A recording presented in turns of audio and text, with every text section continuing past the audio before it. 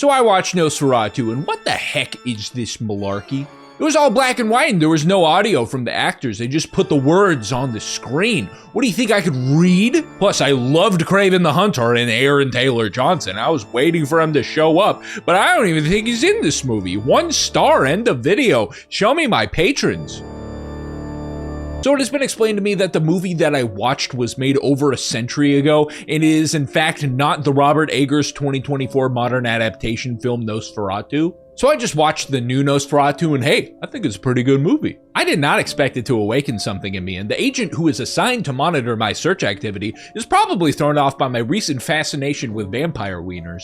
I feel like Eggers really listened to the youth with this one. He knew what he was doing. He knows that the people want an ancient man. 1800s? Don't you want to go away with me? Even though I had some problems with the writing and some of the choices made in the second half of the movie, I thought that it was fantastic. And this will be a spoiler-free review, by the way. So I did rewatch the 1922 Nosferatu a day before watching Nosferatu. And yes, that opening was a bit. Murnau's Nosferatu does in fact slap. This movie is an unauthorized production of a story that is nearly identical to Bram Stoker's Dracula. This is great value Dracula. I don't understand, honey. We got Dracula at home. And they made him look wildly different from Dracula to try to avoid copyright laws. Funny enough, in the pursuit of doing this, they defined features of vampires that weren't yet established, such as vampires being non-human creature-like monstrosities who are destroyed by contact with sunlight. Unfortunately, even with these distinctions, they still ran into legal trouble and the Stoker family sued Prana Film, bankrupting them in the process. They ordered all copies of the film to be destroyed.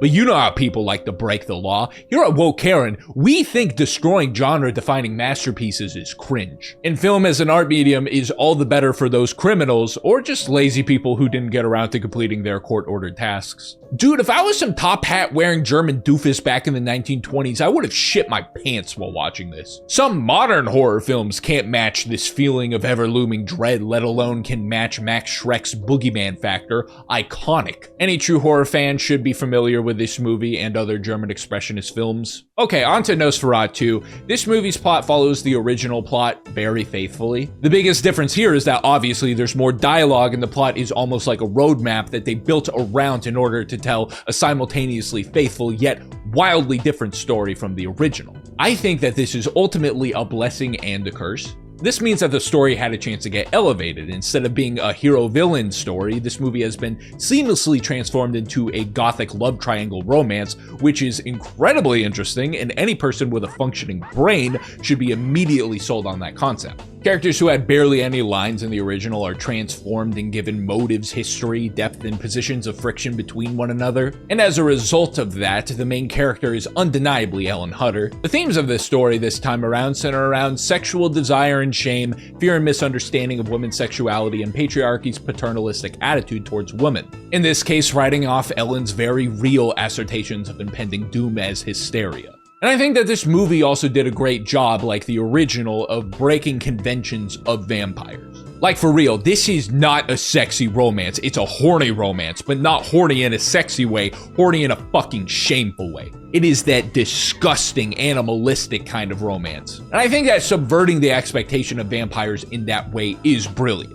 This is not Edward Cullen. Count Orlok is a rotting, disease-bearing creature who has been gooning in his sarcophagus for 2 centuries straight. And bad news, buddy, he imprinted on your wife, and he's coming! And I appreciate all of those liberties and changes, although I unfortunately think that what stems from staying super faithful to the plot is inherent constraints that kind of drag the movie down. So much is unexplained in the original that in an adaptation you need to add context to enrich the existing story, you know? Build up instead of out. But in doing that, I felt as if they backed themselves into a corner and made some pretty uninteresting choices in the pursuit of trying to modernize the original story. Because of this, the plot felt clunky and like it had little breathing room, and I think that everything could have been respectfully altered in a way that would ultimately have the movie make more sense and have less hurdles for the writers to clear.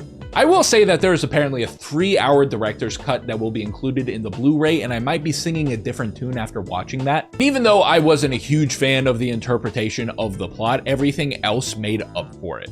Dude, the cinematography and set design, oh man, some of these shots are absolutely crazy. Also, the style and palette of the movie is very faithful to Murnau's Nosferatu. The shades of blue from the moonlight, the shadowy grays from the bleak overcast penetrating the dilapidated castle and reflecting off the stone, the whites from the snow, and the warm candle flames in the cozy estate. That is how you do it. That is how you capture the aesthetics from an original. Eggers has put a lot of work into defining his style and making a name for himself, and that work pays off with how gorgeous this movie is. If you're on the fence, watch it for that alone. The acting was also a huge highlight, but I do gotta get this out of the way. I kept on being distracted by Aaron Taylor Johnson. I don't know what it is, man. He did not fit in that movie. He is not a period piece actor, and I just felt his uncomfortability. Maybe because the story hit a little too close to home because he has his own experience of being groomed by a pale ancient being. On the flip side, Lily Rose Depp knocked it out of the fucking park.